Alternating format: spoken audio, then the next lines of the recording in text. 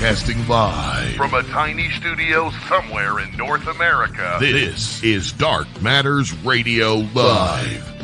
And now I give you your host, the silverback of ufology. Here's Don Ecker. Well, welcome to a brand new edition of Dark Matters Radio, heard exclusively right here on KGRA Digital Broadcasting. It's a pleasure to have you back, and looking at the calendar, good heavens, in just roughly 2 weeks, it's going to be Christmas, which means that this year, 2024, is just about out the window. Well, I'll tell you, I wonder what in the heck happened. It goes so fast. Tonight, we have a special guest, a very good friend of mine, a great friend of the program, Mr. Marc Dantonio. Marc will be joining us. One of the reasons, of course, that he's coming on, one of our co-hosts, Mr. Mark Center, discovered a video that purportedly came from the International Space Station. And this thing is kind of crazy. I believe we have it ready to queue up so we can air it. But this is something that quite honestly is very mysterious. And joining us, as always, Mr. Gary Cassell and Mark Center. Mark, there he is. Okay, he got his technical issues fixed. And let me check with Chanel. Chanel, do we have that video ready to play?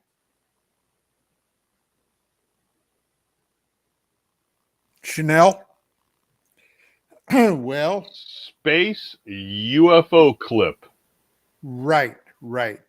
And this was something that when Mark first got it, he said, hey, we've got to get Marc Dantonio on the air to check this thing out. Let us bring Marc Dantonio on. Mark, welcome back to the program, my friend. Yeah, look at this. It's a full house. It's like the best poker hand you could have right here. Look at this. Yeah, it's crazy. Yeah, we got Jerry, we got Mark. How you guys doing? Okay. What'd you think of that video I sent you? I would like to have it played again live so we can comment on it. Right. Right. You know, so I guess we should kind of wait till then. But you know, there is an awful lot of cases right now that are out there.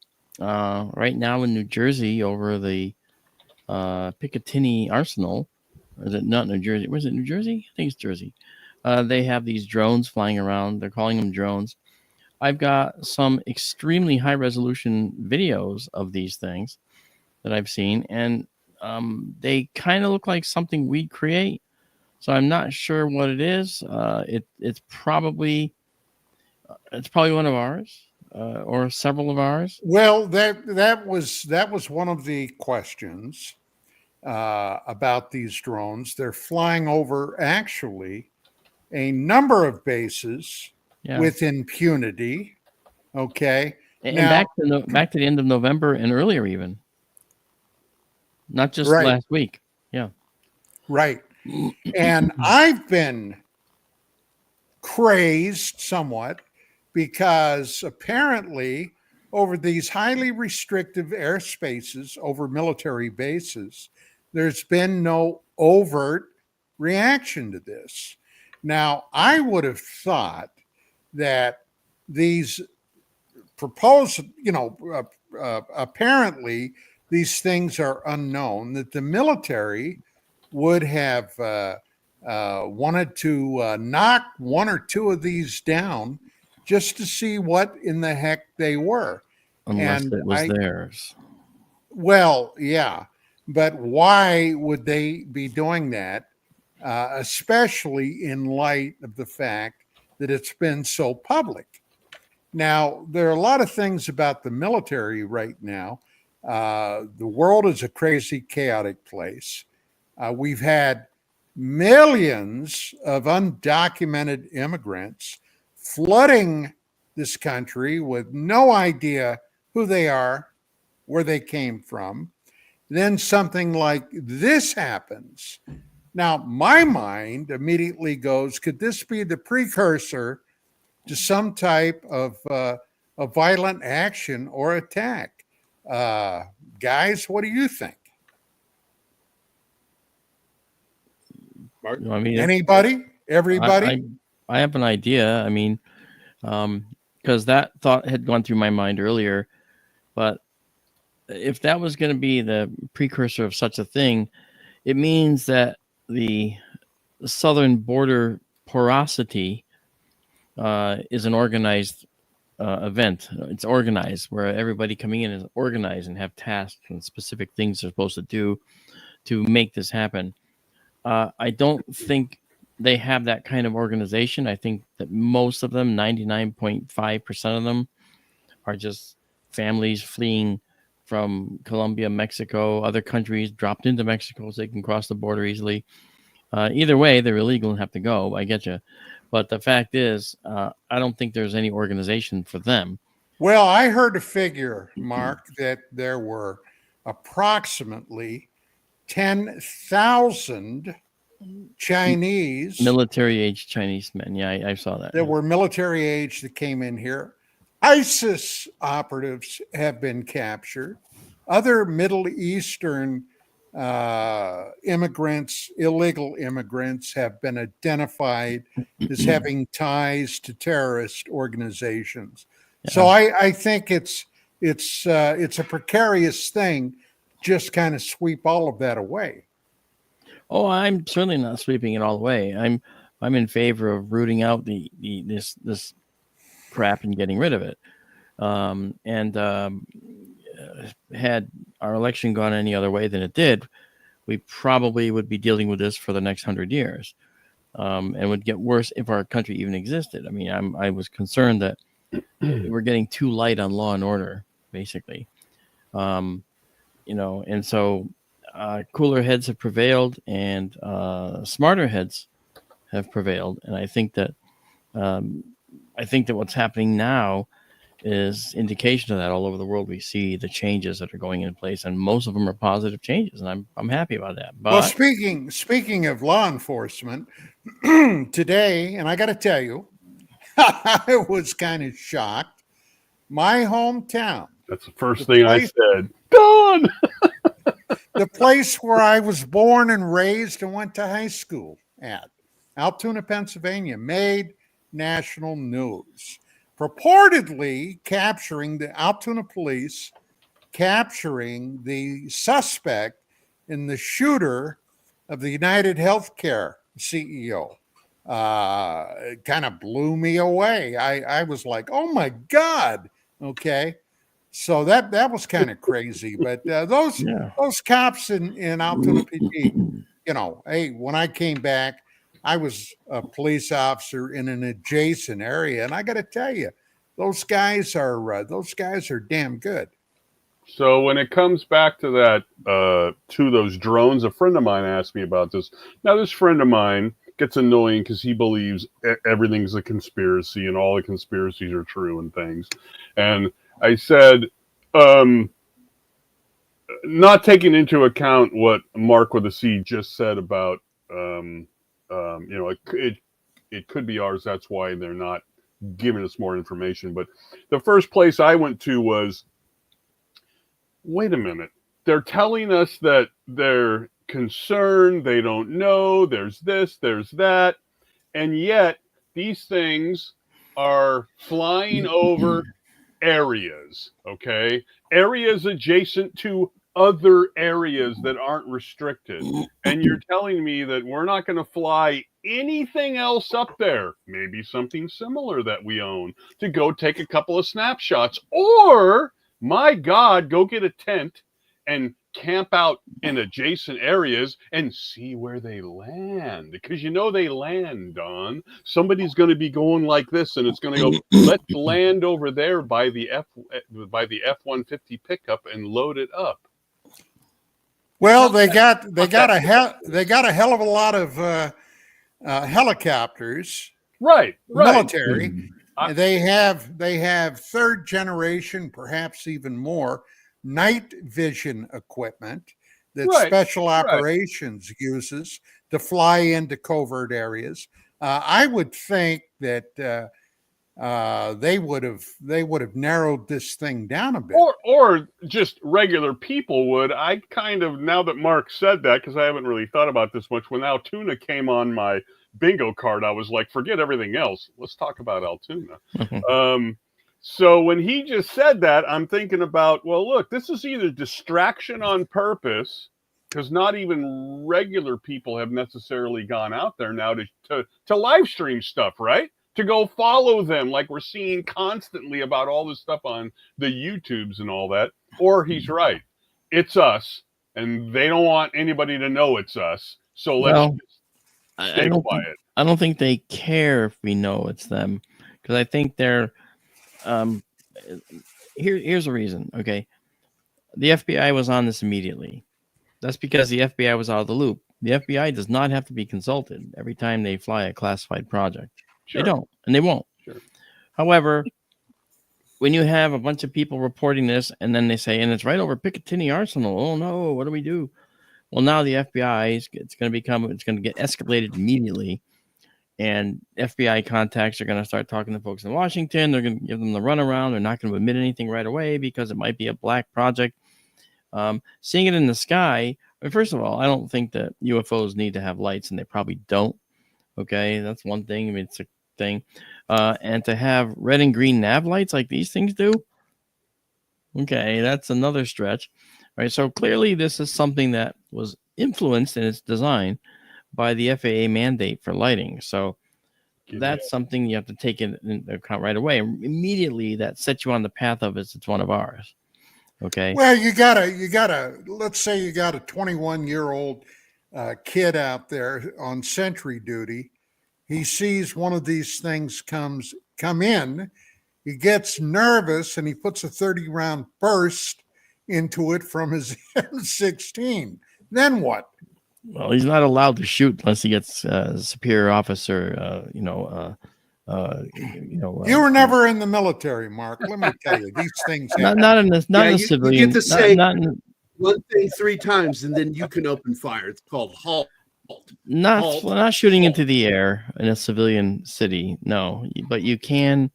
Yes, you're all right about that. Yes, you are, and I totally agree with that. I understand. But when you're in a civilian arsenal, for instance, you can't wantonly fire any rounds up into the air. That's a strict no-no because they have to. They come back down, obviously. So I don't think that's.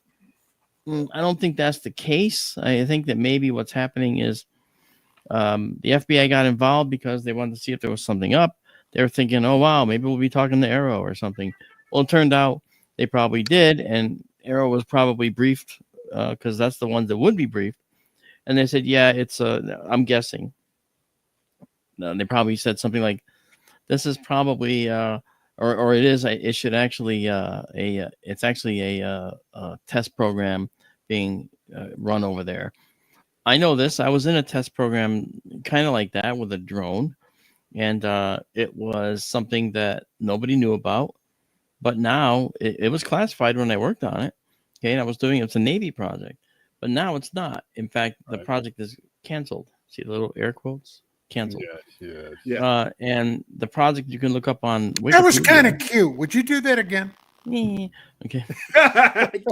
Laser. But the thing is, freaking laser. Yeah, that's right. Sharks on the lake. No, too soon.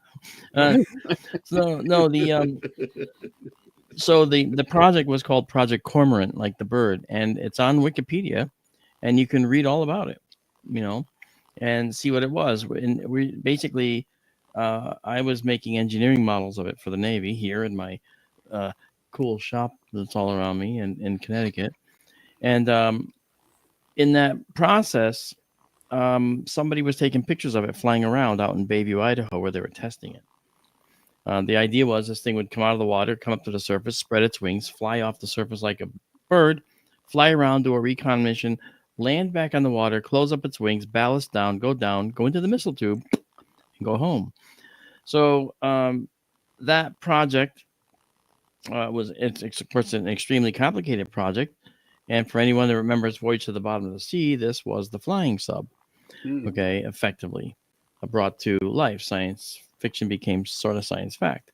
Well, bottom line was that I got photos of it as a UFO submission from Idaho, Bayview, Idaho, where this was. Nice.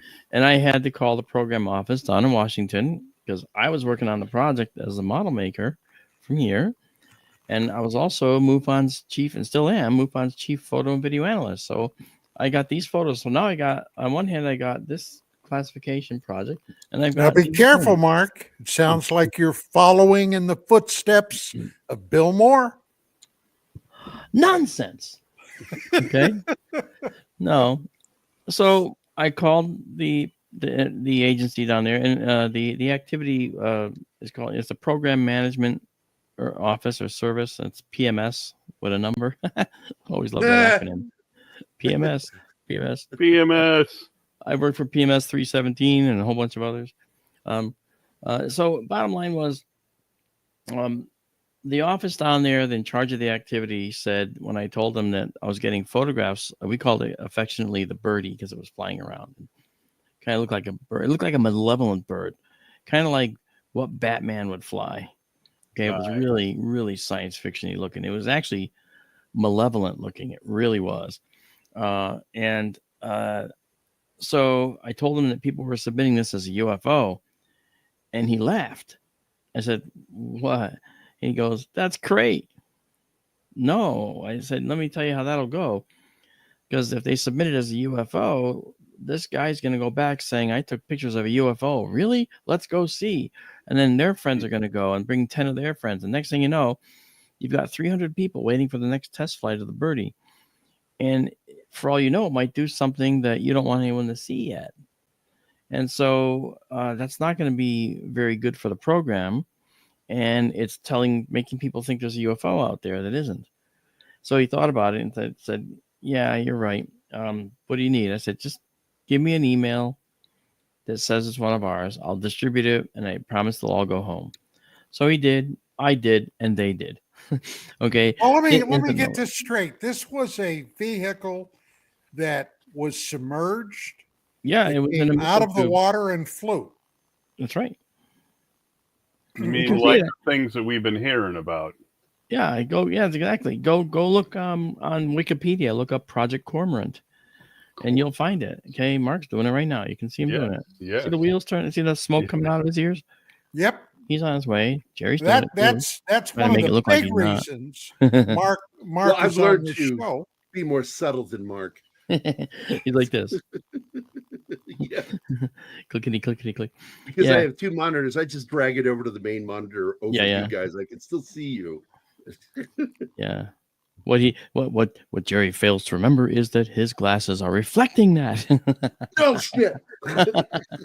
No, but so this project, okay, as Mark's probably reading about now, does those things I was just mentioning. And when they say a project's canceled, it could truly be canceled. I don't know.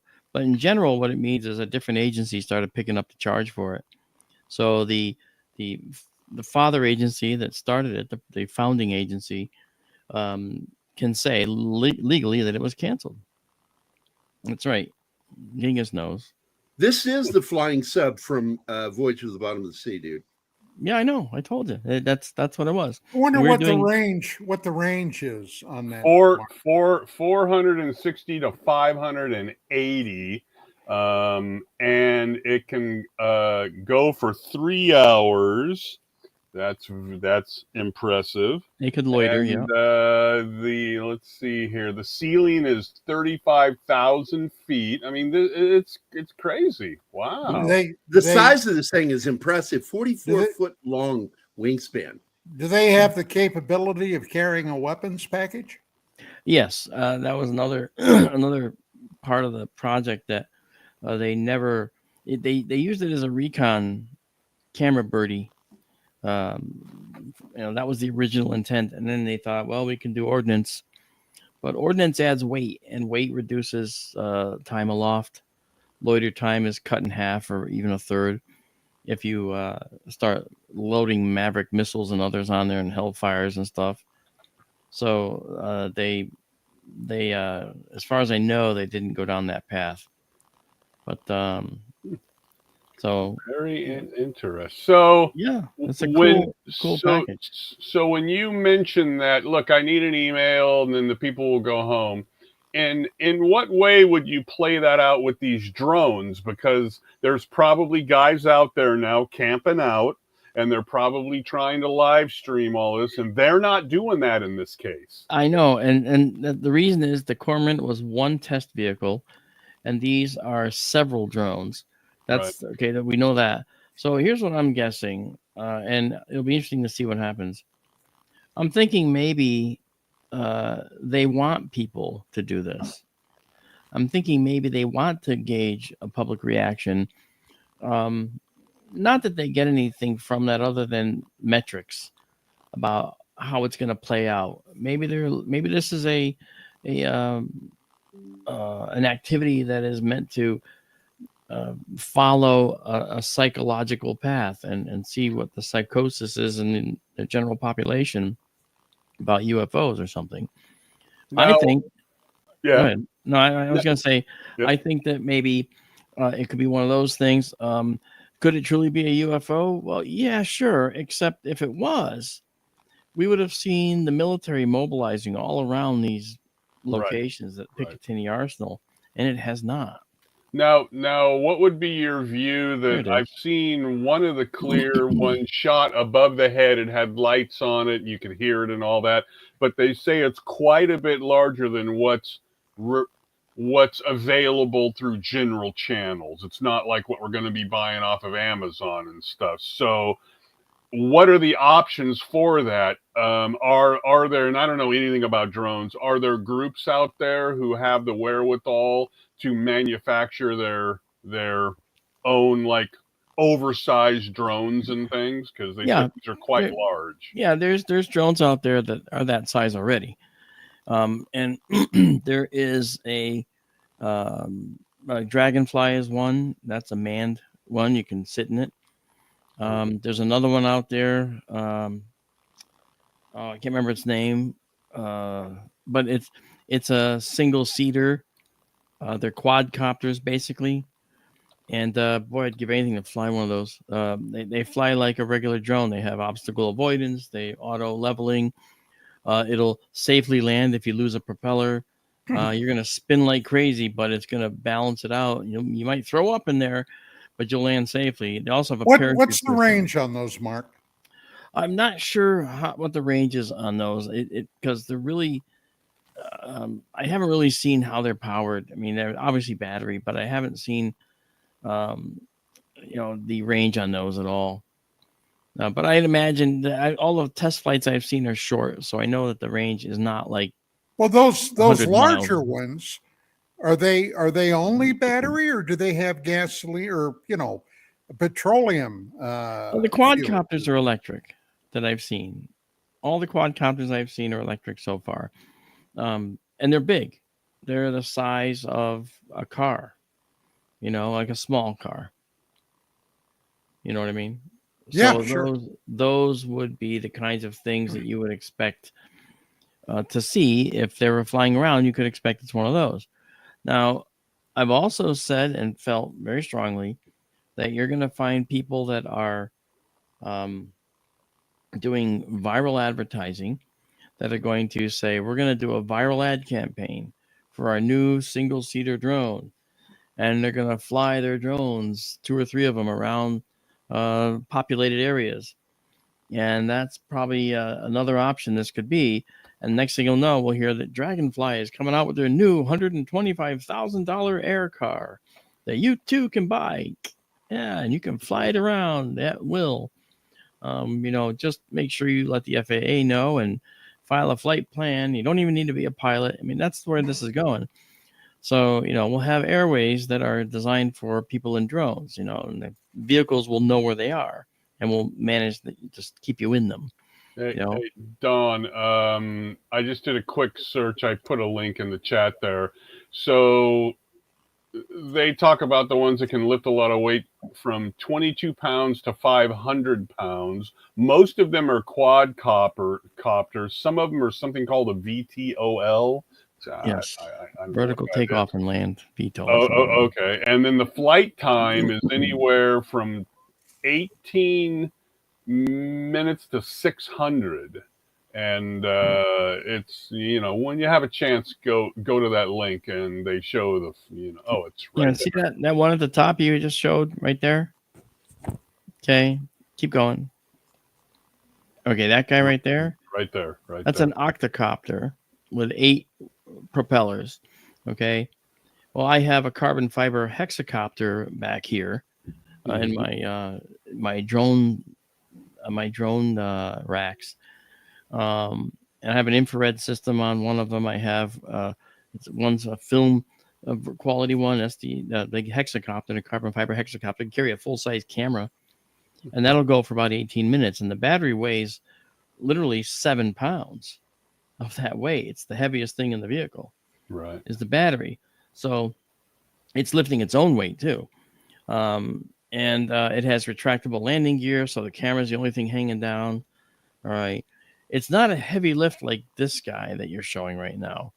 Because I can carry a total, right now, the way my drone is outfitted, I can carry 10 pounds in addition to what's on it. So now. you could deliver a pizza to Gerry. I could indeed. Please, Mark, do that. Of course, if he's located anywhere if he's located anywhere more than 7 miles away, I probably won't make it. Dang it. Now, I've got a buddy in New Jersey that said one of the things that he saw at night was the size of a car. Yeah, I mean, the Dragonfly personal, drone that you fly yourself is about the size of a car, a small car like a Volkswagen Beetle, and most of that is the armatures going out with the big propellers. Everything's carbon fiber, and they're really, really beautiful drones. Okay, now that is kind of like what I have. It's a hexacopter, okay, and it's all carbon fiber. It's actually, it doesn't have any of the fancy housings you see on there. It's more of a naked racked thing, but it's really, really powerful. The arms fold down for storage, and they come up and lock in. The gear comes up. That gear spreads and goes up. Okay, that's the exact kind of gear I have on it. And that unit was about $3,500 just for the basic drone before you started adding all the hardware. Then here we go. This is wow. This is another one that you look at. You notice if you look carefully, you can see that it has propellers that are doing vertical lift on that thing as well. It may have one in the front as well, and then it has ones on the top, vertical lift, and very, very complicated, some of these. And but drones like this, though, they rely on forward motion, okay, because they have wings and they have to generate the lift, right? And as you know, lift airfoils work by Bernoulli's principle. You actually have the air traveling faster over the top of the wing than the lower. So the Genghis is one of our buddies in SkyTour. He knows me very well. So you have the lift, on the bottom is much higher than the lift on the top, because when it's moving faster, it's lower pressure. The slower across the bottom, you got higher pressure pushing on the wings. So that's why planes lift. Well, here we got the same problem. This is what's called, I think it's probably called a hybrid, where it actually does both aerodynamic flight and vertical helicopter-like flight. And the two work together. And you can't do one without the other. If you turned off the motors, it'll glide down, it'll come down. If you stop dead in the air, well, it wouldn't work. It would actually get out of balance because it would lose its lift, and it would probably stall like an aircraft would. So before we get into the clip that I found, just for shits and giggles, so let's take a drone, an earthly bound drone, and then now let's make a space Sure. drone. There you So go. how There's one of them. so how would Marc Dantonio explain a similar-ish space drone? Space drone. Well, first You of You know, all, can't just take words and add space to it and make it no, sci-fi. wait a minute. One where you would be in the you would be up there on your device and you would say, number one, send the drone out. I want you to go take some photos or go look at that or land on it and pick up a rock and come back. in the atmosphere. In space. Well, in space, you wouldn't have propellers, of course. Of course. I'm throwing it So- out there because you're smarter than me, so I thought I'd throw it out there. Well, I mean, you're A giving little me space drone, right? yeah, a little space drone. What would I do? Well, first of all, I'd have to get up to space, so most likely I'd want to manufacture it in space. Okay. And then deploy it from like the ISS or something. Right. Very important, like they deploy CubeSats at some points. They actually deploy CubeSats this way. Okay. Yeah, Ginga says propellants. Well, I can tell you, you're going to need some kind of propellant in space as well. And that propellant's going to end up being utilized and used up. So it has to have a way of replenishing or coming back and docking. So it's most likely going to be a chemical propellant like we have now. You know, some type of a rocket type engine. Right. There's more. We can do ion thrusters and things like that, but you do want to do it today, right? I mean, like you want to have this thing done in the next 15 minutes or 20 minutes. I'll go Right. out there and pull that panel taut. Something happened. Okay, something like that. Well, to do that, you're going to end up having to have a chemical propellant that will be depleted. An ion engine certainly wouldn't do it. It's certainly not going to produce enough thrust. They produce thrust in just a few newtons, and they don't actually, but they add up over time. So they're great for a long distance space probe. They're not good for something in orbit that you're just going to move around the space station to do maintenance. So it's a chemical propellant of some kind. We can't use the cavity thruster, the fuelless engine that you've heard about. Okay, we can't use that. Again, the thrust is small. The Casimir effect provides this tiny amount of thrust, not worth using for something like this. So it'll be chemical propellants, and you'll have them arrayed on a device, and you need kind of station keeping thrusters so you can push it out. And so when you thrust, you say psh, and you just do it for that long. Psh, okay, it's going to keep going. Nothing's going to stop it until you thrust the opposite direction, Right. by the same amount. Psh, right. Because you're overcoming the mass of the object that you're trying to push. And then You got to overcome the practice mass of that, the- Mark.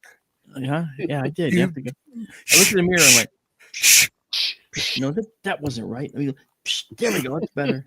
That's the right tense. Right. I'm known for visual effects, not sound effects. Shush. Yeah.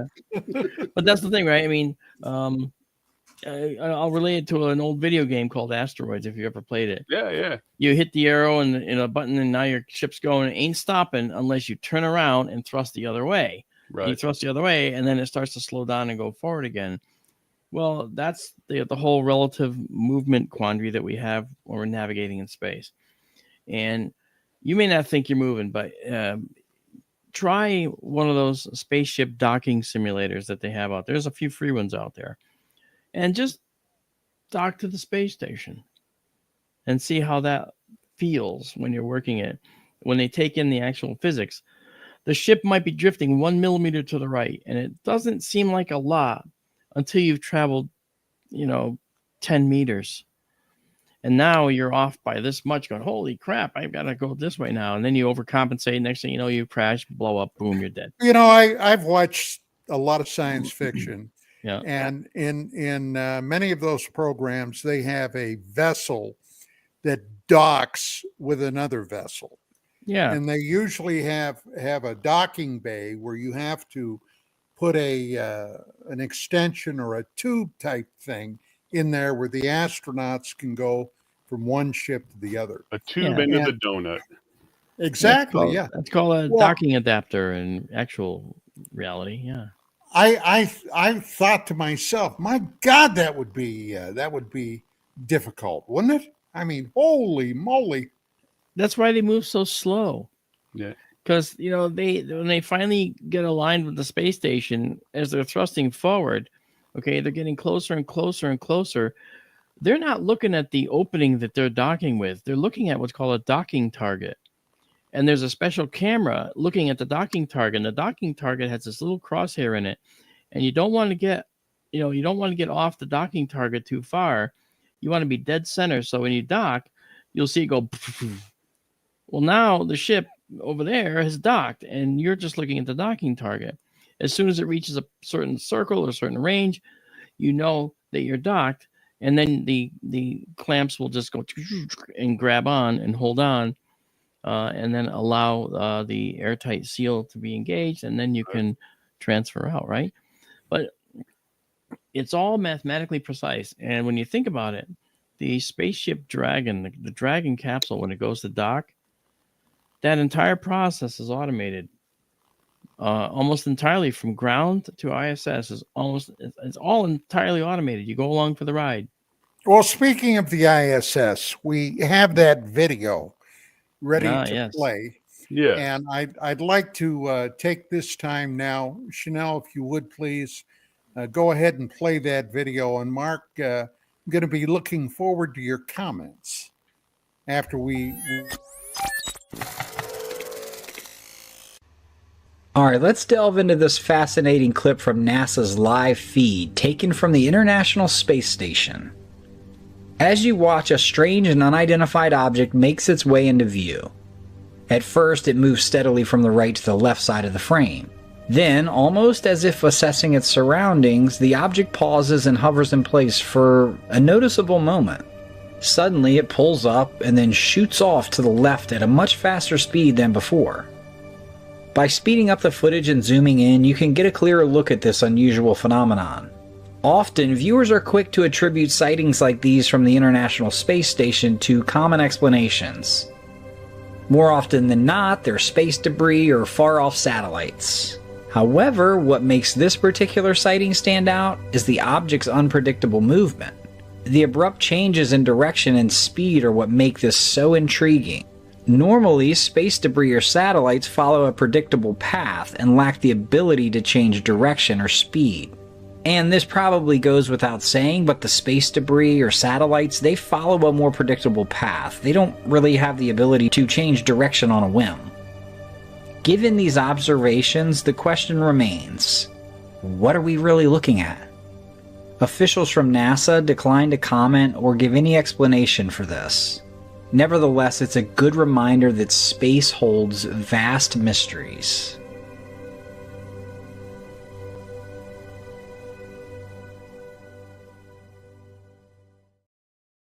Now, I got to say, when I watched that, whoa, that kind of blew my mind. Before Mark talks, I did a deep dive on other clips purportedly from the same place. And some people told me, who I sent this out to, there's no numbers, there's no counters, there's no this or that. And I found more likely there isn't any of that stuff at all. And I actually found some stuff that looked almost exactly the same as far as the curvature and all that. However, the quality was far superior to what we're looking at here. I mean, just crystal clear, really nice stuff. But it's from NASA or whomever, right? And who do you trust, right? So my first question to you is there a way, because this came out of a long clip thing and I cut it out because it was the best one. Is there a way to somewhat confirm that this was actually shot from the space station? Actually, my first thought when I looked at it was that it looked like it might have been possibly shot from one of the Dragon capsules going to the space station. And because the window, the way it looked at that there was a little piece in the edge that was not consistent with anything I've seen from the ISS. Because when you see stuff from the ISS, you don't have someone with a camera in the window; you have an actual fixed camera. Right. this didn't look like that. This looked like somebody who had a camera in the window, possibly, and just maybe it was held there or clamped there, whatever. I would like to see it again in a minute. I know it kills the sound when they do, but the one thing that I'll say is when you're maneuvering your spacecraft in space, okay, if that was a piece of debris floating through, its motion could have been because the ship was moving. If the ship was moving and they did a correction and they moved the ship this way, okay, like to the left, then this particle would change direction and go the other way. If they went down, then it would shoot up in their view, and you wouldn't see much of it. You wouldn't see any change with the Earth because it's so far away and so big. Wow. So we're looking at potentially relative motion of a very nearby object. And so I would investigate whether this was actually shot from a capsule or from Charlie, or from the ISS. If it was from the ISS, then there's something different to talk about here. Okay. So I don't know if it was from the ISS. It looks like it was shot from a capsule. Well, shouldn't there be identifying numbers on the video itself? That's what. No, I don't think so. Because I watched a dozen hours of this stuff, and I mean, on Dawn's famous STS-48, there isn't, right? So, so is there any way that you know of? I know we're dealing with the horizon of the Earth and stuff, but with the movement of the spacecraft and thing, is there a way to possibly be able to tell that from something that we're looking at here? That's the thing. Okay, you notice, first of all, it's not the full frame. We're seeing a close-up of the bigger frame. Right. I would rather see the full frame. I always ask for the full frame so I can do my analysis. This is like, it's like people who send me, they said, I photographed an orb in the sky. And so they took a picture of the sky and send you the zoom of this tiny thing. And it's like, I can't do anything with that. Right. So I ask him for the whole thing and I'll get the whole frame. And then I'll say, oh, well, now based on everything I'm seeing, that's actually, it's actually right. It's the star Vega, or it's the star, Deneb, or it's the rising Jupiter on the horizon or something. Yeah. Or another swamp gas. You know what? I've never heard it ever being really swamp gas.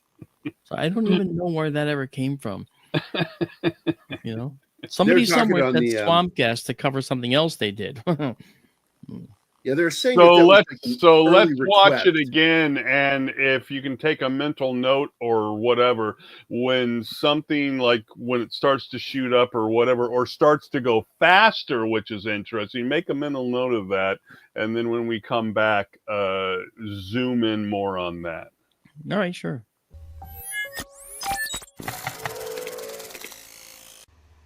All right, let's delve into this fascinating clip from NASA's live feed taken from the International Space Station. As you watch, a strange and unidentified object makes its way into view. At first, it moves steadily from the right to the left side of the frame. Then, almost as if assessing its surroundings, the object pauses and hovers in place for a noticeable moment. Suddenly, it pulls up and then shoots off to the left at a much faster speed than before. By speeding up the footage and zooming in, you can get a clearer look at this unusual phenomenon. Often, viewers are quick to attribute sightings like these from the International Space Station to common explanations. More often than not, they're space debris or far-off satellites. However, what makes this particular sighting stand out is the object's unpredictable movement. The abrupt changes in direction and speed are what make this so intriguing. Normally, space debris or satellites follow a predictable path and lack the ability to change direction or speed. And this probably goes without saying, but the space debris or satellites, they follow a more predictable path. They don't really have the ability to change direction on a whim. Given these observations, the question remains, what are we really looking at? Officials from NASA decline to comment or give any explanation for this. Nevertheless, it's a good reminder that space holds vast mysteries.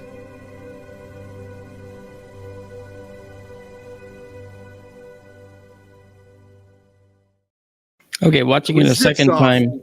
Watching a second time, I think I have it figured out. One of the things you notice right away is it comes in from the right side. Well, okay, this right comes in from the right side, and then he says it pauses. What you also saw was the capsule was turning to the left, which would make the relative movement of that thing stop, or almost come to a stop, and that's just what happened. As it came in from the right side like this, it started to stop, and as it did that, as it slowed down to a stop, you saw that more of the horizon on the left of the Earth was coming into view as the capsule was rotating. Okay, so that'll change the relative motion. That also gives us a clue how big it is, and also a clue of how far away it is. Okay, and then the other motion of it going off very quickly could be the result of an RCS thruster, or reaction control thruster. Now, the reaction control thrusters in the old days, retro rockets were rockets, like, that's also practiced on. Yes, okay, yes. but these days it's a gas thruster. Okay, so an inert gas thruster like a nitrogen or something, and so that would actually propel anything near the craft and make it move away.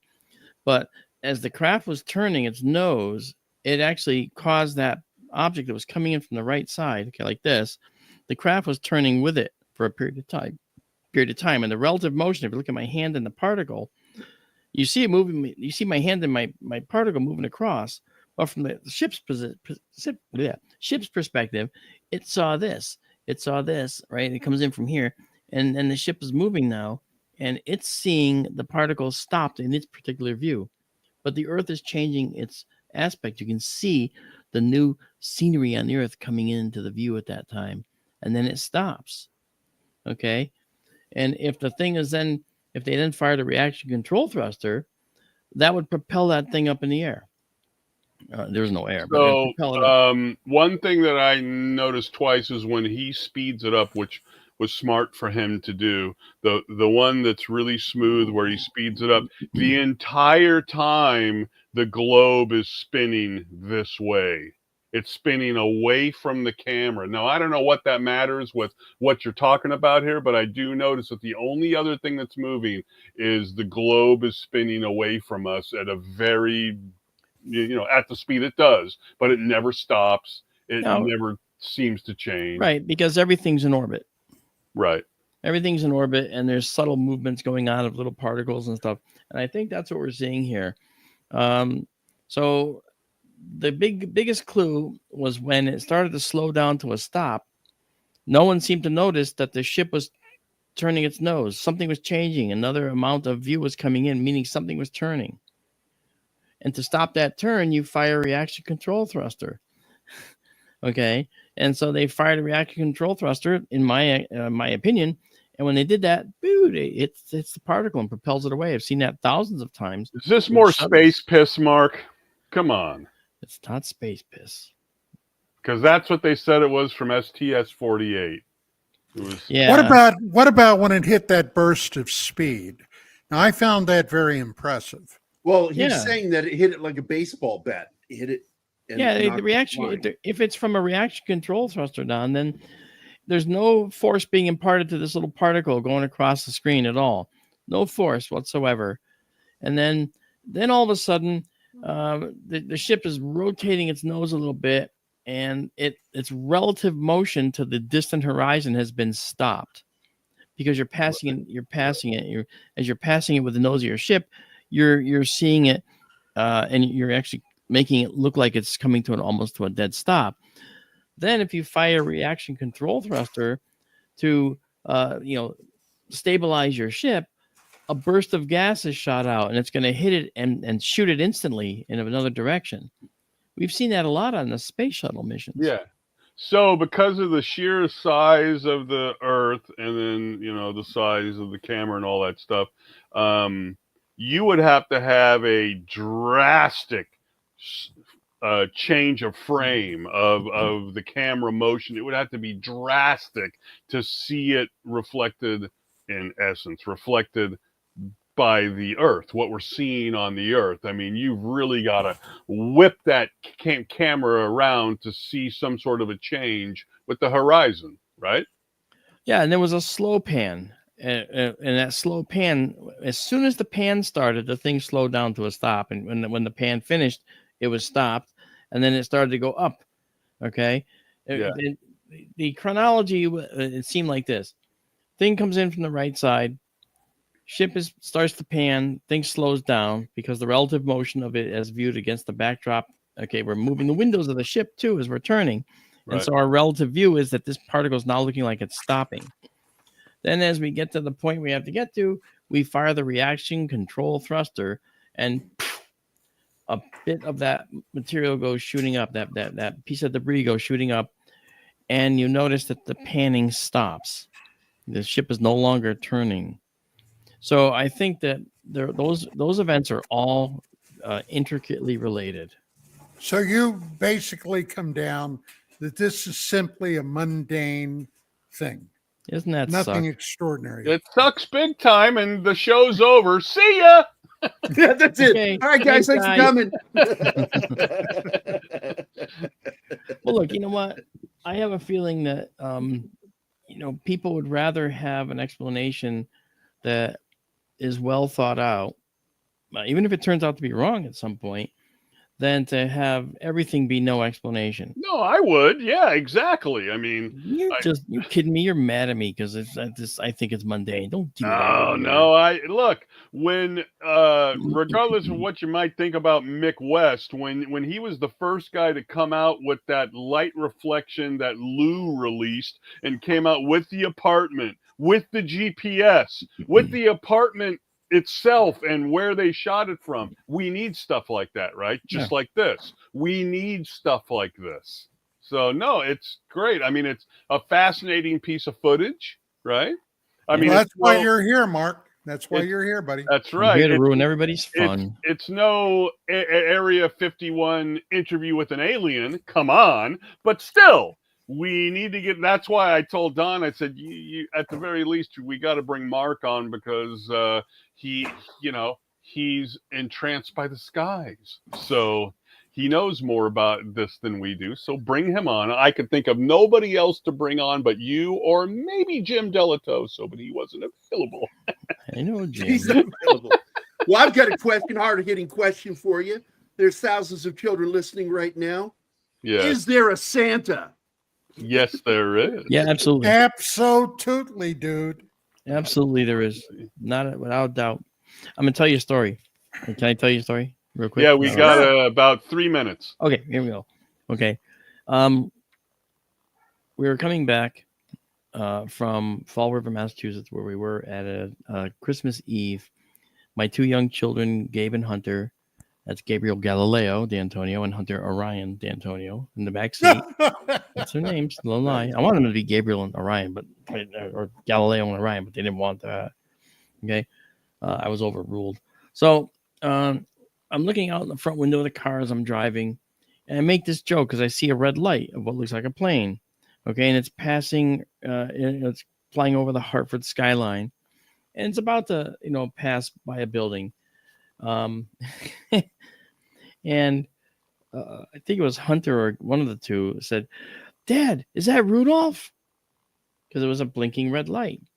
And I said, "It might be, guys. It might be," And then it flew by and went by, and they're watching it in the windows like crazy, like this. Wow, I think we saw Rudolph, Gabe. Yeah, we did, Hunt. We get home, and we saw it at 11:30 at night in Hartford, Connecticut. Okay, because we're coming home late. Right away, they said, Dad, let's go on to NORAD, track Santa. Okay. Yay, cool. I figured, well, I don't want to spoil their fun, but I'll do it. I got in there, and we looked at where Santa was at 11:30, and my God, it was Hartford, Connecticut. That's the spirit of Christmas right there, right? I mean, come on. Well, the kids, I was like this. And the kids were like, "Yep, we knew. Come on, Hunter, we got to go to bed." Well, guys, we are at the top of the hour. We got to take our top of the hour break. When we come back, we got more. And more what? Huh? More what? More party pooping. Yeah. Yeah, we're going to see if you can. I got a story about Michael Shermer. You'll love it. Yeah. Okay. Mark, So it's here to anyway- crush your dreams. Yes. Yeah. So anyway, we'll be back after these words, and keep looking up, gang.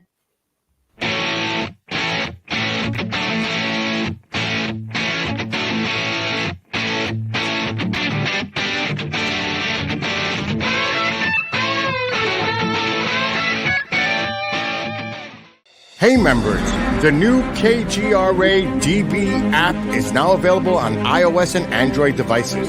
Gain on-demand access to any KGRA DB programming. Download any show directly to your mobile device to listen or watch on the go. Go to the App Store and search KGRA DB.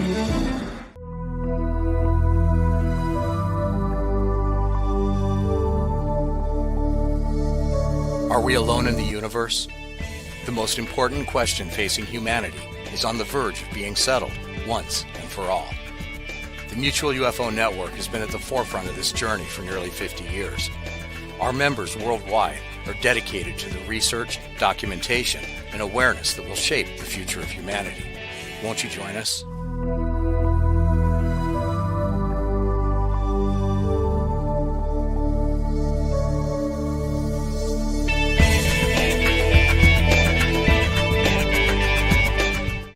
Are you looking to go on a faraway journey that is magical and mysterious, reaping on mystical legends? If so, then Mysterious Adventure Tours is perfect for you. Imagine a voyage to explore ancient mysteries of Ireland, haunted majesties of Scotland, or their chilling Birth of the Vampires in Romania. These small esoteric getaways are limited and do fill up fast. So, go to mysteriousAdventuretours.com and book your trip soon. You're listening to the KGRA Digital Broadcasting Network. We provide unparalleled coverage of trending news in the world of ufology, cryptozoology, and paranormal phenomenon. Whether you're watching our video live stream or listening to one of our audio programs, you are getting the best from world-renowned researchers and hosts, guiding you through topics the mainstream won't touch. Miss one of your favorite programs? No problem. Head over to the members area at kgradb.com for access to our massive library of award-winning content.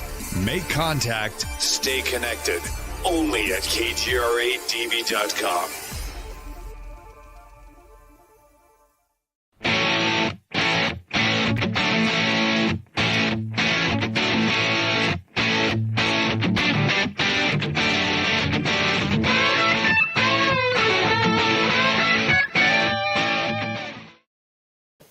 And here we are with hour number 2. Hi, guys. Yeah, guys. Hey, right before we went to break, I said I got a Michael Shermer story. It's like Stephen Now, King. Dr. Michael I Shermer think that's him. could be. Is this thing on? Hang on, be right back. Yeah. So anyway, in many regards, I broke Michael Shermer's cherry. Yeah, Nice. I said that. I broke his cherry on my original radio program, UFOs Tonight. Now, back in the early to mid 90s, now my program on CRN, the cable radio network, began around 1991-92. And we ran for about 6 years. And one of the people that was a diehard listener, and Mark Center will love this, was a fellow by the name of Dave Aaron, who had the UFO Video Audio Clearinghouse. Video Dave. And Video Dave used to call me up all the time. He unfortunately passed away several years back. And he was a character. Let me tell you what. He was quite the character. But he called me up and he said, "Hey, Don," he said, "I'm sending you something in the mail." It was from a news article. This guy that Dave, had gotten into a bit of a kerfluffle, excuse me, on the radio with. All right. Michael Shermer at that time was basically unknown. And he became a very noted skeptic. It's the only way he sent it to me. Now, in 1994, around March, April, I met and became friends with Dwight Schultz. Now, you'll know Dwight from the A-Team. He played the crazy helicopter pilot, Howling Mad Murdoch. Later, on Star Trek The Next Gen, Star Trek Voyager, he was Lieutenant Barclay. Okay. But he was an avid UFO aficionado. So the guy had a razor sharp wit. Razor sharp. And we really hit it off. And I invited him. I said, "Hey, how would you like to come in and sit in on some of these shows as a co-host?" Well, he grabbed it. So I got this thing from Dave Aaron about Michael Shermer.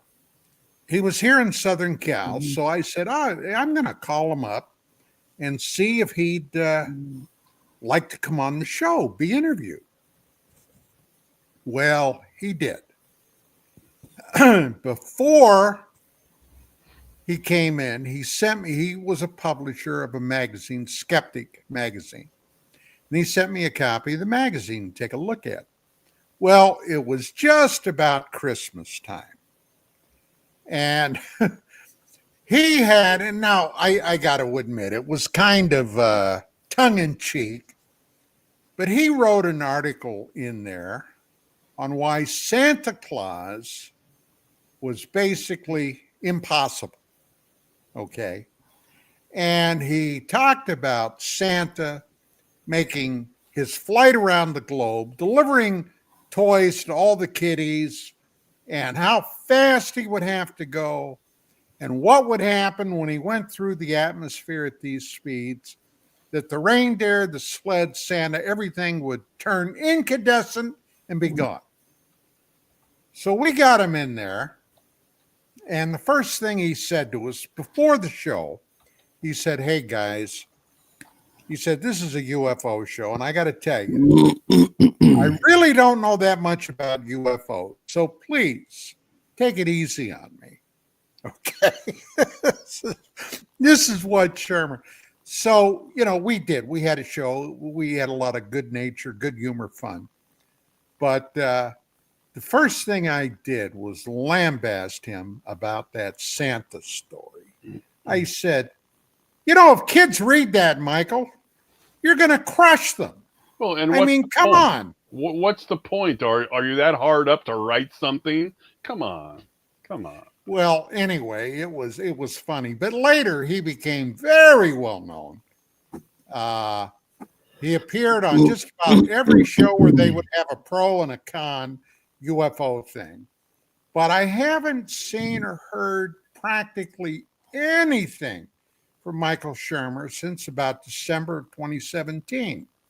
And that's, of course, when the whole UFO field blew up with Harry Reid and, the Nimitz Battle Group and all the UFOs, Lou Elizondo, Project Unidentified, all that kind of stuff. So, anyway, I don't know what he's doing. He's on YouTube. He's got, what you call a vlogcast or a podcast. They all seem to be the same now. But, yeah, he's still out there. He's still there. Yeah, I did a show called It's All Right to Be Dwight. So say again. It's all right to be Dwight. It's All Right to Be Dwight was. His wife thought so. Yes, she thought so. So just on just a little off to the side here. If any of you folks out there have not watched, because it has to do with Santa, if you haven't watched Fat Man with Mel Gibson from 2020 with Walton Goggins, you have to watch Fat Man. It is my favorite. It's so off It's kilter my and favorite, so Mark. odd and so strange, but so glorious at the same time. What is it? A movie? Yes. Oh, yeah. Fat Man from 2020 with Mel Gibson, and he plays Santa. Okay, but he's not like he's not bad Santa. Yeah, it's so off kilter and so strange, but we watch it every year. And Goggins plays a guy who didn't get what he wanted for Christmas as a kid, so now he wants to basically assassinate Santa, and it's just such a great. So if you haven't watched it, watch it. It's great. It's great. And it'll answer all your questions if he could actually exist. It does answer those questions. Fat Man. Okay. Yep. That's right. All right. It's Die Hard No, and Santa all rolled into one. I was just teasing you. Santa delivers presents to Nakatomi Tower, and all hell breaks loose. Bruce Willis says, "Oh But no, will it be a Christmas movie, Mark?" So Mark, I don't know when we've had you on last, but we've had a second congressional thing. Call Thorpe, I saw him today on YouTube saying 2025 is going to be an even more crazy year with disclosure and blah, blah, blah. What say you about what's been going on here? Well, I like the direction that the hearings are going in now, which is going from above water, above land to now underwater UFOs known as USOs. I heard last Saturday that I might be I might be asked to testify for the next round of hearings. I may not happen. Yeah. But I contacted another friend of mine, Bob McGuire, who was on the USS Hampton and had a similar USO story. I was on a boat only as a guest, and you'll see critics say, "Well, Navy doesn't take guests for rides." Well, that's how I characterize it. So deal with it, okay? Because I'm not going to tell you what was going on, but I will tell you that I've done special projects for the Navy for decades. Everybody knows that now because it's not a big deal. But the bottom line is that we saw a fast mover. They called it a fast mover on this boat, and it was an underwater USO, an unknown submerged object moving several hundred miles an hour in the vicinity of the boat. Okay. Bob McGuire saw it on the USS Hampton. He saw another one. Our submarine force has been seeing these things. In fact, they're somewhat routine. And now I talked to one guy, and he said on our boat we called those jellyfish because we had nothing else. We had nothing else to call it. We can't not call them that. So had to call them something. So bottom line is that going down the USO path is really important because I've been trying for a long time to put together an expedition, a team somehow to go out and put sensors in the ocean to actually look for these things. I've been talking to Ben Hansen about this in the past. We kind of touch on this now and then. Ben's actually coming to Connecticut. He'll be here tomorrow, the 11th. And so we're going to be talking from the 11th through Friday. So kind of cool stuff. I just think that it's important to handle that side of it too, because based on, for instance, the lecture I just gave Saturday to the Connecticut chapter of the Mutual UFO Network, that was a talk that's very, very popular all over the country where I give it, and that's on interdimensional travel. And interdimensional travel of alien beings is something that is probably how they're doing it. And the nice thing is, when we look at how they move in the sky, where they go zoom and zip all over the place, making 90-degree turns, people say no human could withstand those forces. That's correct. And I'm going to add to that, no alien could withstand those forces either. They're not actually going really far and really fast in these 90-degree turns. They're not. All that's changing for them is the scenery outside their window. Okay? They're just traveling from point to point to point and not traveling in the space in between them. So, and if you think of having a bunch of discrete points to here and then to here, they're going ding, ding, ding, ding, ding, ding, ding, ding. So to them, they're just popping in these different locations. It's the same ship. And the way they travel is not by going in a straight line with engines that push them along with thrust. They're traveling interdimensionally. So they pop out of our 4 dimensions, go into this 5th dimension. It's actually a well-known dimension. It's postulated in Randall-Sundrum 1 string theory called the bulk, right? Like bulk produce. And then they pop back in to the 4 dimensions at a different place. So I'll give you an idea. This bulk is warped, right? It's very, very highly warped. The farther in you go, the smaller the universe becomes around you. So you travel 12 inches out here in our 4 dimensions, you go 12 inches. You travel 12 inches in here, and depending on how far in you go, that 12 inches can correspond to a mile when you come out, or the distance from here to the moon when you come out, depending on how far you go in, or more. So they mastered that, and that's a dimensional shifting technology that is actually sort of within our reach, because the particles that we would need to harness to do this are things that CERN just was able to find using their Atlas detector on the Large Hadron Collider. They're called Kaluza-Klein gravitons. Now, I'm not going to go into the quantum mechanics side of things and all the fundamental particle stuff, which I do in the lecture. It's all layman's terms, but it's really a whole talk in itself, because it sets up the foundation. The high executive 30,000 foot summary is they travel interdimensionally. They travel from our 4 dimensions into the 5th, where there's no limitation on how far they can go when they pop back out. They could go in. Let's hit a bit more mundane target, Mark, because I'm truly interested in your take on this. I have felt, and Mark, I've been doing this for many, many years. Yeah. The UFO thing.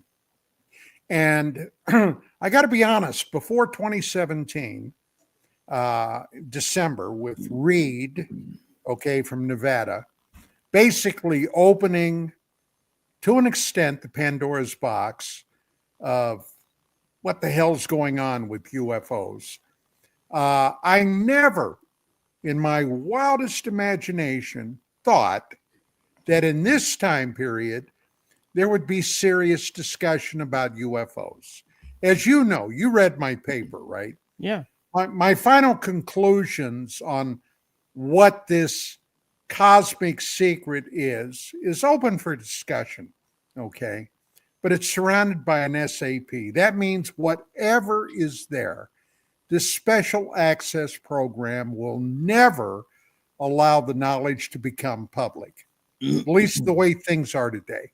So I've watched these hearings, and I've got to tell you, I've been totally underwhelmed by what I've witnessed, in these hearings. Things like, for example, initially, David Grouch talking about, he was asked one of the questions by, I guess, one of the lawmakers about, have anybody been, injured or even worse in, with UFOs, in encounters with UFOs? And basically he said, yeah, there have been deaths. Well, my God, I would have thought that they all would have jumped on that, but it just kind of blew past. Nobody talked about it. And then I noticed something else that told me that whoever was managing this is not serious, We've had a number of cases in the last 50 years, and they've been loath to look at some of these past cases, loath to look at it. They've ignored them, like the Maelstrom Air Force Base, On Thursday night this week on UAP Crossfire, we are bringing in Captain Robert Salas to talk about that very thing, where a UFO basically turned off, unable to be used. a flight of Minuteman ICBMs, okay? And ultimately, one or two of those missiles, after it was all said and done, had to be withdrawn and totally replaced. All the telemetry on those missiles, okay, the targeting data was screwed up. You would think that would be something that Congress would want to discuss, would want to investigate, okay? No. That hasn't even been mentioned. Well, it may have been mentioned in passing, but did they ask to bring Solace in to testify about that and others that have experienced other things? So, Mark, my bottom line, buddy, I think this is nothing much more than a dog and pony sex show, okay, with it going nowhere. Now, what do you say? Well, my feeling, first of all, Robert Hastings has probably written a definitive book on that. I know Bob, he's a great guy. I know Bob too. Yeah. And oh yeah, well, I know him better. No, I'm just kidding. Well, Robert, actually, don't call him Bob. He'll get very pissed off if you call him Bob. His name is Robert Hastings, yes. Sure thing, Donald. I talked to him at length, good guy. I have the book UFOs Nukes.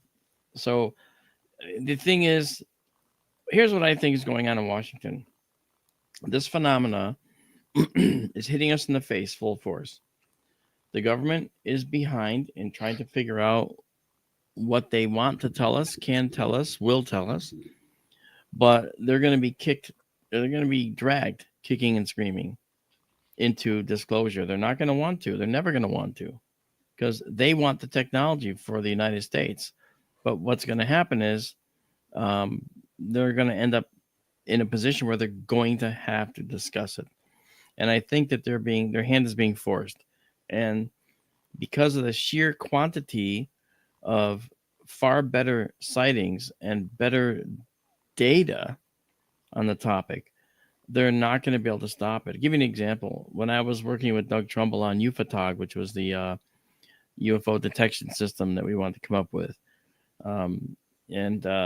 we were working on this. We're going to make these platters that you could deploy remotely anywhere with solar panel to power them and cellular connection to another panel nearby to share data and do triangulation automatically if there was something seen. Okay, it'd be like a mile away, 2 miles away. Well, anyway, Doug fielded a call from a DOD activity that called asking about the system, how far along, and they wanted to have a meeting. And you know what Doug said? Not in your life. You can read about it after we've deployed them. That's what he said. So we never did have that meeting, and they didn't come up and force themselves in. I think that the problem is they're being cagey.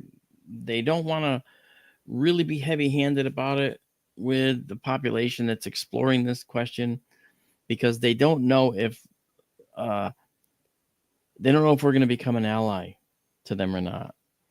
We could be their biggest ally or their biggest headache, and they'd rather we be an ally in trying to keep the secret, wink, wink, okay, or an ally in trying to help them with technology that they can't develop on their own because there's just not enough of them to do it, and the government labs are already doing other activities for billions of dollars. This isn't on the radar. So, but it's becoming something that's on the radar, and I tend to think that they're going to have to, sooner or later, they're going to have to just cave and say, okay, here's what we know. When Grush did his thing, and Graves and Fravor, I was taken by the fact that here we have three folks that are exposing the fact that we have been keeping secrets from you, and that we are in possession of certain things. And I found it interesting, too, because Grush was saying some things, just to give you an example, to me, that he could have read about and not actually experienced. And he probably did, and I'm not sure. He didn't go into enough detail, but unless he has more detail than he's letting on, like he said he was, I did not see anything in his testimony that he couldn't have gotten out of a book or from searching on the internet. Okay, but saying that there are, EBE bodies somewhere, and he can't talk about it unless they go into a skiff and have a classified session. Well, that's a big deal, actually. And I looked at the post-skiff meeting interviews with senators and so forth that came out. And to a letter, they all said, effectively, there's something going on here. There's really something going on here. Holy cow. I never thought there was. So, yes, they're still keeping stuff from us. But why it's classified has, I don't think, anything to do with who they are, meaning alien. Okay, that's not why it's being classified. Well, what I think is classifying it is the technology used to uncover this. That's the big thing. What technology do we have to see through their technological veil that prevents us from interacting with them? We have that, apparently. And that's for why almost 40 years, it's been obvious that if there's one group of visitors from off-world coming here, and it doesn't really matter to me personally if they're interstellar or interdimensional, okay? They're alien, all right? But there's more than one group that's coming here, and not necessarily are they all friendly toward Homo sapiens sapien. Or Would each you other. Disagree? Or each other, of course. See, I think you're right, and but keep in mind when I was talking about the interdimensional, I don't mean they live in another dimension. That's just how they travel. Right, Okay? right, sure. They're from our universe, okay, potentially from our universe. And here's the thing that gets me, and I go back to an argument I had with my observatory director when I was getting my astronomy degree. I said to him, I think it's a populated universe, which became the title of my book, The Populated Universe. And the reason was we're carbon-based beings. The carbon is the most flexible atom in the entire periodic table. It can bond with more things than anything else. It's very, very suitable. Not only that, it's exquisitely suitable to support all the many different changing bonds that have to occur in order to maintain an individual. Okay, we're symmetric on left and right. Bilateral symmetry. We have radial symmetry, pentamerous, starfish, five-sided symmetry, and so on. Symmetry is based on DNA, which every creature has. So I said, we have all this. Therefore, that seems to be a template that's provided by the universe, by the very nature of the fundamental elements that are created in the universe. Carbon's the fourth most abundant. Oxygen's the third. So we really have a ton of this life-building material already in the universe. So, and that's when he said to me, get back in the observatory and leave Captain Kirk to us, right? That I've told you that before, but that's what he told me to do. And then I went on to study exoplanets and planets around other stars because I felt that there was life elsewhere. The bottom line is carbon-based life is going to use oxygen. Okay, that's the key. That's why they're here. Why can I make such a statement? I can make it because if you're a carbon-based being, fourth most abundant element in the universe, most likely you're going to be carbon-based. That makes me a bigot. I'm sorry. Okay, then you're going to utilize oxygen in order to build up energy in your tissues and make your metabolic processes work. So therefore, any civilization out there that has reached a technological level to start looking for other creatures like themselves, and they will, for reasons I'll mention, they're going to look for oxygen in an atmosphere of a planet. And if they find it and it's not dropping and it stays constant, like on Earth, then that shows that it's life that's producing it and not a simple chemical burst, a geological outpouring that lasts a short time, but then the oxygen drains back out of the atmosphere and bonds with iron compounds in the crust and so forth. That's why Mars is red, for instance. Okay, so here on Earth, we have this constant supply of oxygen, and any civilization looking for other life is going to look for that. And we stand out like a brilliant blue blazing beacon. I've said this many times. And, it's not like we're hard to find. The Transiting Exoplanet Survey Satellite, TESS, which was up there it was looking at all these candidates for exoplanets. What was it doing? It was looking at a 96 degree by 24 degree wide field and looking in there and looking for planets that have stars around planets around the stars in that giant field. Okay, all those stars at a time it was looking at, and we're newcomers to the cosmic stage. Our civilization's only been here for about 4 million years, going back to Lucy, Australopithecus afarensis. So that means that we are neophytes, new babies. Okay, we're babies not even out of in the cradle universe yet. Yeah, that's right. We're not even out of the universal cradle. So the truth, what this means to me, is that our planet is a blazing beacon, and anyone up to 2 billion light years away can see that, because that's when oxygen started forming 2.5 billion years ago in our atmosphere. And it's pretty much stayed the same ever since. So therefore, civilizations that far away could have technically known we're alive and that we're here and that there's life here once they start looking. And I mentioned that thing about looking for other civilizations. Why would they look? It's because another quality of life, another characteristic that every life form has on this planet is, and you have it, okay, I have it, it's called curiosity. Every single creature is curious on this planet. That's embedded in the genetic code somewhere, to when you see something interesting, go check it out. Dogs go sniffing, not to see if they can eat it, but like, what's that? What's that? Oh, what's that? What's that? Yeah, they're driven by different forces, of course. But the bottom line is every creature's curious. So maybe that's a template too that the universe creates. And maybe other life forms are going to be carbon-based life forms that use oxygen are going to be curious as well and have DNA of their own. And so therefore, they're going to start looking for life other than their own.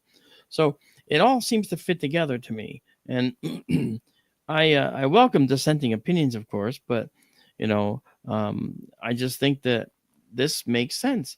So I think that there's going to be a lot of life forms here because we stand out. Triangle ships might come from one civilization. Circular UFOs might come from another. But they've all found the same technology to get here. And that technology is this interdimensional travel. And it goes to why the UFOs are around. UFOs are around because they're particle accelerators, and they're generating these particles that take them into the fifth dimension. This is all part of the Kaluza-Klein hypothesis, and I think that that's the only way they can be here. And Avi Loeb just said, just a few months ago to a year ago, he literally said, I believe aliens travel interdimensionally. So he's probably talking about the same thing. So, well, there's the whole wormhole thing, and that's the same thing, isn't it? Isn't it creating a wormhole, making a hole in the fabric of time and space? No, this is different. See, a wormhole is within our four dimensions in the construct. That's called an Einstein-Rosen bridge, and it has to do with a conduit that takes you from one place in our four dimensions to another place in our four dimensions. It doesn't take you out of our four dimensions. Okay, if you want to go into this fifth dimension.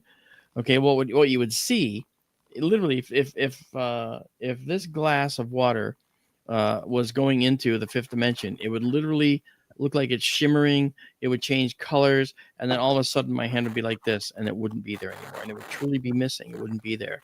You'd watch it vanish right before your eyes. A true magic trick, true invisibility type thing. But in the physics world, okay, it's not really a magic trick. It makes perfect sense. It goes from the four dimensions into a fifth dimension and then pops back in at another location. So it could literally pop in up in my kitchen, if it knew where it was going. And that knowing where it's going is the thing that makes them so much more advanced than us. They know every entry point back into the universe from that fifth dimension. They're probably the greatest cartographers in the entire universe. That's what I think they are doing, actually. So you just got they've been here. They've been here a very long time. Yeah, sure. Okay, and if you believe any of the ancient records going back, as far as we know, 6,000 years, although there was a lot of history behind 6,000 years ago. Yeah. But they used to interact with humanity, okay, at one point. Now, I've always had a question about what changed that dynamic, all right, where suddenly there was no longer interpersonal activities with these creatures. Have you ever thought about that, Mark? I have. I've done a lecture on it. Actually, I wrote a whole presentation and a treatise on this, and it has to do with the ancient peoples and how they interacted with their world versus how they interacted with other world beings that might be here. It's called Messages in Stone is the name of the talk. And it's about the petroglyphs and ancient Indians in the Southwest. You go to Kimberley, Australia, the Kimberley region in Australia. You find the Wandjina in the caves, pictographs, painted Wandjina. They look like grays, okay? But the thing that you see in India, the same type of thing. Same thing in Italy, same thing in Europe, same thing in Renaissance paintings. What is the same thing that you see across all of these disparate cultures that have never talked to each other? All of their deities have halos. All of them. Why? I think it's because it was observed and reproduced for all posterity in their artwork, their cave peckings, their paintings in the cave walls. Okay. Renaissance paintings show our deities with halos around them. Where did the halo originate and why? In my view, it goes to what we're doing now. We're creating these hydrostatic or these electrostatic germ fields, and they're probably going to generate like a St. Elmo's fire type effect around the being that they're protecting, maybe around the head, right? So maybe that's what they were seeing, okay?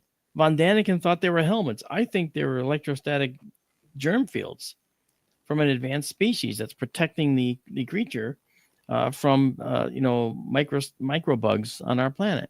So what does all this have to do? This has to do with the fact that at that time, there was more interaction, because at that time, I believe the peoples were much simpler. They kept their distance. They didn't try to attack them. They ran.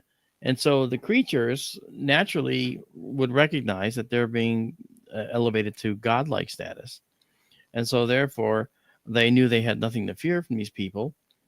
Because they were at a very primitive level to them, and we still are. But the problem we have now, and the problem we started to have right around the Roman Empire, is that we started developing weapons that could probably pierce their veil. And they had to become a lot more cautious with us, because we will actually end up having the ability to kill them. And it's like, for the gods bleed, that's probably where this was heading, and it probably did happen.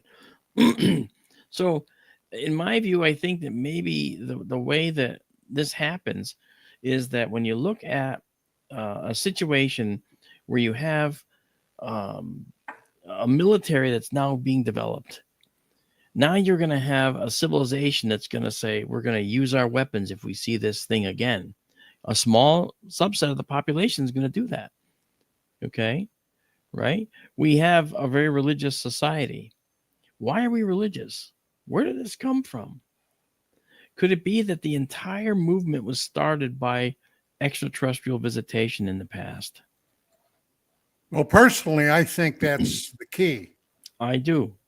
It doesn't mean, I'm a spiritual person, but I'm not a religious person. I think religion is a construct that serves many different purposes, many good purposes.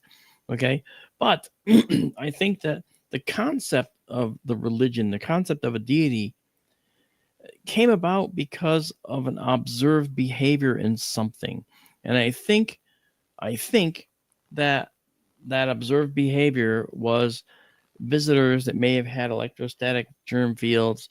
They called them halos. They reproduced them. The Wandjina in the caves, the alien looking, the gray looking creatures, they had halos. Okay. Now the atoms and the periodic table are the same throughout the universe. The capabilities are the same.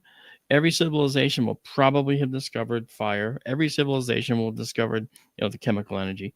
They will have discovered the nuclear era. They would have gone through their nuclear era. Some might have destroyed themselves because of it. Some might have weathered it, like we will probably weather it, get through it, and make our way to the fusion era. Well, the jury's out on that, Mark. I know. I'm very positive. Okay. But we'll make it into our fusion era. And when we get to the fusion era, then the universe will open up to us. We're using the radio thermal isotope generators, the RTGs, to power the Curiosity rover on Mars and Perseverance and so forth. Okay. Those last for years and years and years and years. Okay. But their fuel will deplete. The James Webb's going to have to be, refueled as well. Not a nuclear fuel, but it's going to have to be refueled, and they're working on ways to refuel that too. Okay, because it has certain thrusters to help keep it oriented a certain way.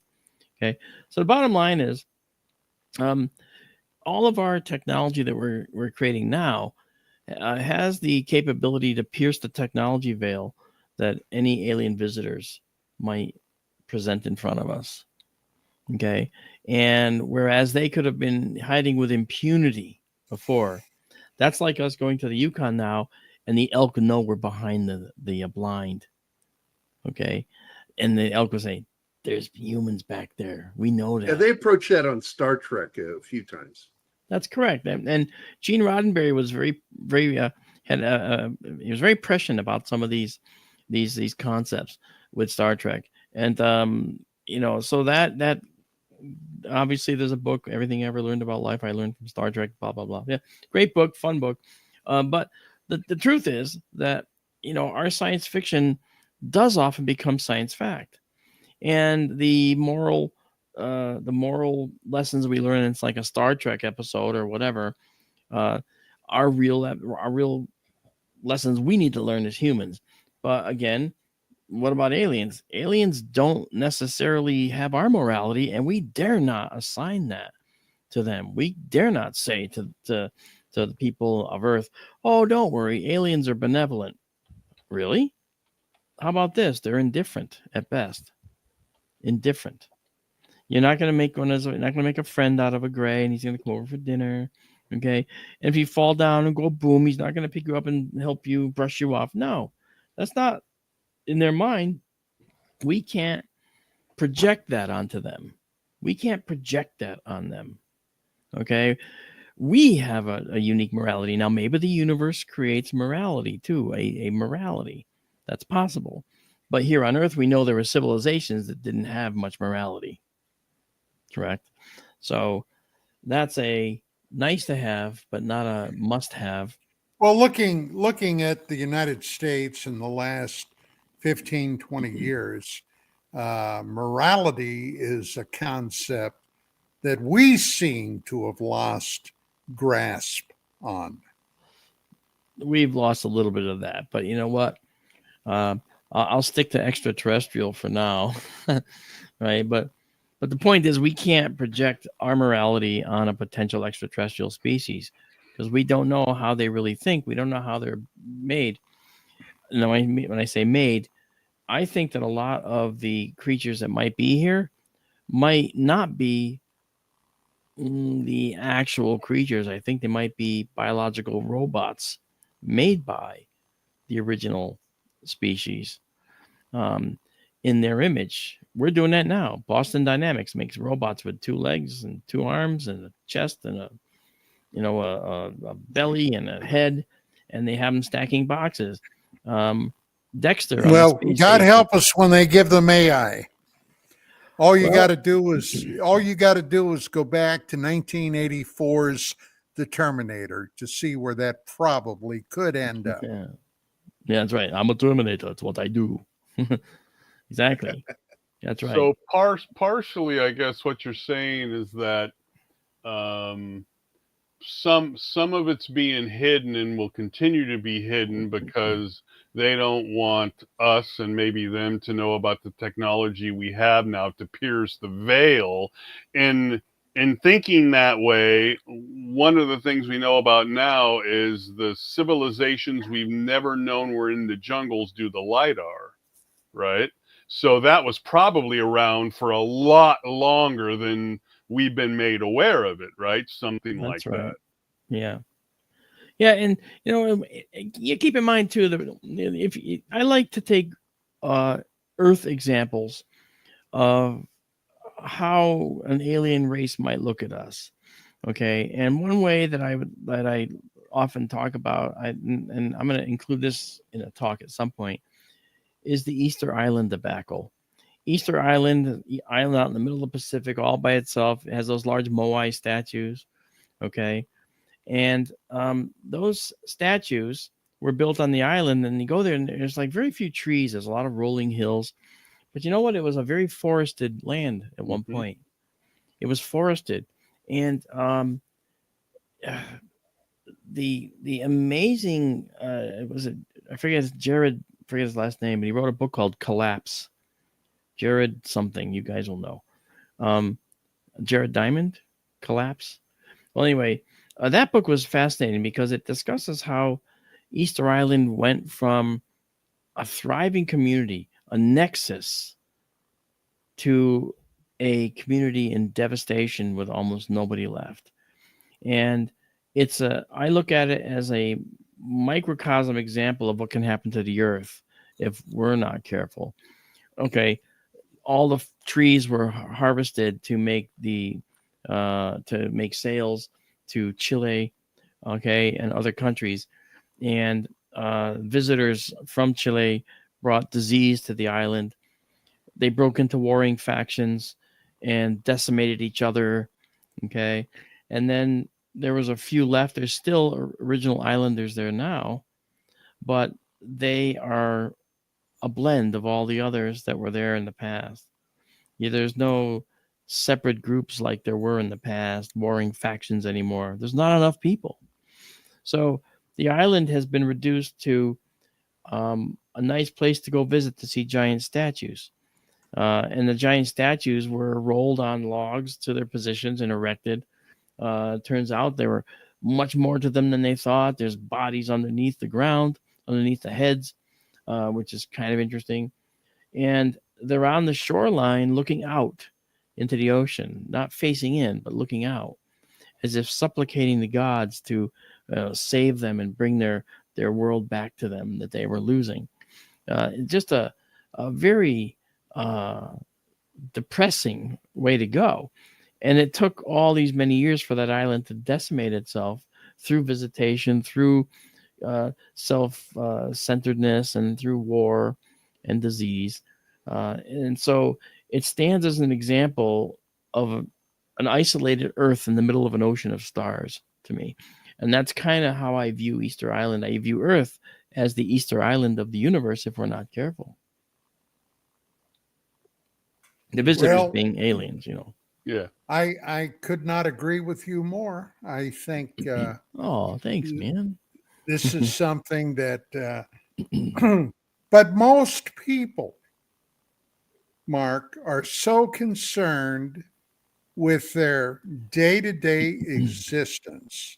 I mean, you look at some of the, just in this country, the cities, how basically societal norms are breaking down. Crime is rampant, et cetera, et cetera. I could go on for a long time about that. But I've often thought to myself, all you would have to do is one time go to a dark area, set up a telescope, and look at the sky and see what might be there. That gives you an entirely new concept. You know, I have an 8-inch Schmidt-Cassegrain telescope, and when the when the string of pearls hit Jupiter, back in '94, Shoemaker-Levy 9 comet. Yep. I watched Jupiter. I could see those big black smudges Yeah. And I told my wife, I said, do you realize that any one of those, if they were to hit the Earth, we'd be history. That's right. it. Gone. Yeah. Major extinction. Yeah, no, you're right. And for many reasons, like you're talking now, to bring this awareness, that's part of the reason that I founded that SkyTour live stream remote observatories that we're doing. You know, and you know, thank you. Remote observatories are a way for people who can't see the night sky from a city or whatever to join and see what's up in the sky over their head that they just can't see. You know, if you go to it's skytourlive.org, skytourlive.com. We are a nonprofit company. We changed the nonprofit status because it's great for us. It helps us because we want to be able to educate the world and bring science to the masses, in a way that's just never been done before. And it's hard to do this remote learning thing, for a lot of people. But if you have YouTube at your disposal, then you got it. YouTube, Rumble, etc. So it's really cool. Oh my gosh. Thank you. Yeah, that's it. Okay. And you see, people can click donate now and donate to us, and they can email me. They can call us. They can do donations if they want. We have a few, people that like to do that. And every image you see in here, we took, there's the comet that just came through that on the right there. That's comet Tucson Atlas that we shot. That's our all sky view with our all sky camera. Okay. That we have. That's the Andromeda Galaxy. And so we have an online database of thousands and thousands. We give away equipment too. Thousands and thousands of people that watch. We also have an online database of observations that go back to 2021. And that's only because we couldn't put all the ones from 2017 in here. Okay, because that's just so much work. But if you look, what we're trying to do is we're trying to bring people into the astronomy world. We're trying to bring them into the world where they can actually see what's hidden over their heads from their light polluted cities. So on many streams, we give away binoculars from Celestron. You probably have a Celestron 8 that you're talking about. You said an 8-inch Schmidt-Cassegrain. Okay. We give away telescopes. We give away night vision systems, although that's coming. Okay. And we also give away SkyTour swag. We have a store on Etsy, and we have 50 different types of things. We have mugs. We have boxer shorts, for crying out loud, that have nebulae on them. It's really cool. I have sneakers that have it. Socks. I mean, no, wait a minute. Is that from the Marvel Universe? The Avengers? No. The nebula, the cloud of gas out in the universe that's glowing red or blue or whatever. Grow up, Don. Okay, just asking. Asking. I do like the Marvel Universe, Mark. I'm sorry. I mean, that's all right. I like it better than the DC Universe. Let's put it that way. I will say yes. So so the bottom line is that this is what we do, and we're trying to bring science to the masses, guys. And that's how we do it. So with all of your efforts there, what is your betting odds on us both seeing something horrible coming at us or not seeing something horrible coming at us? Well, in Siberia, they just had an asteroid strike that they didn't know was coming. So we're not good at seeing the small things. We're really good at a little better at seeing the big things, like Apophis. The asteroid Apophis is going to pass about 20,000 miles from us in 2029. Okay. It's like 1,600 feet in diameter. Okay. Big enough to do some serious damage if it hit the Earth. Okay. Probably hit the Earth around, if it hit the Earth, it's not going to, like 70 kilometers per second, something like that. Okay. So actually about 24,000 miles an hour. Okay. It would come in. And so that would still be devastating, and it could be a dangerous event for the planet. But that in 2029, when it first was found, there was a 2.7% chance it was going to strike the Earth. And that's it. The internet blew up saying Apophis is going to destroy us. Apophis is going to kill us. It just took a few more observations of the actual thing, and not just sitting in an armchair musing about it, to realize, No, it's not going to hit the Earth. It's going to be as far as the geostationary satellites away from Earth when it does finally get here, okay, in 2029. And then another one in 2036 or whatever, that's going to be 8 million miles away. So that's not even going to be close. But, I mean, the Earth is safe from a major strike for about 100 years.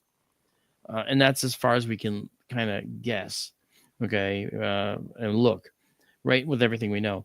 Now, the thing is, we're not good at seeing the small ones that well because they're upon us when we finally get them. The one that just hit Siberia was 27 inches across. Okay, not that's an asteroid? Not really. It's a space rock on like a big meteor. And what kind of damage did that do? No damage at all. Yeah, right. Yeah, okay. Most of it burned up, but little pieces reached the ground, and certainly collectors would grab those and hey, look what I got. You know, it's worth about $100,000. Yeah, but meteors hit the planet every day. Every day we get billions of tons a year of meteoric dust. I've got one over there. I got a meteor. It's about this big. It's from an Argentinian fall. It's solid iron, very, very heavy, about 1,000 grams. Okay. And it's an example of what can reach the ground. At my university, we have a 450-pound solid iron meteor chunk from the Arizona one, the Behringer meteorite that struck there about 50 or 80,000 years ago, and so that one is in our library up at the university. So I mean, there's a lot of big meteor chunks that reach the ground, you know. So, but the little ones we don't really have a good track of. And that's because they move too fast. They're upon us before we even know they're here. Many, like Oumuamua, came through the solar system, and we only caught it on the way out. But it wasn't coming close to Earth. It did a slingshot around the sun, and we caught it as it left. Interesting thing about Oumuamua, which you all know, is that as it left, it changed direction. Avi Loeb is convinced that was a interstellar craft of some type. I've talked to Avi about this a lot, actually. We've done. By the way, let me just interrupt you very quickly. We got a minute, so Mark, if you have, I'm sorry, I'll stop. No. If you have any final thoughts, now's the time. Well, my final thoughts are that I want to thank you, Don and Jerry and Mark, for enduring me tonight. That was very nice of you. Okay, Don is the one that had to endure the most, I'm sure. You know, but I appreciate you having me on again. Thank you for ruining my clip. I knew that was coming. You know what? Okay, let me just throw this last caveat at you. Everything I say is my opinion. I can't say for sure that wasn't an actual UFO. However, based on the many different things I've seen, numbering in maybe the hundreds to the thousands, this is very much like one of those. Does that mean that this one isn't one of those?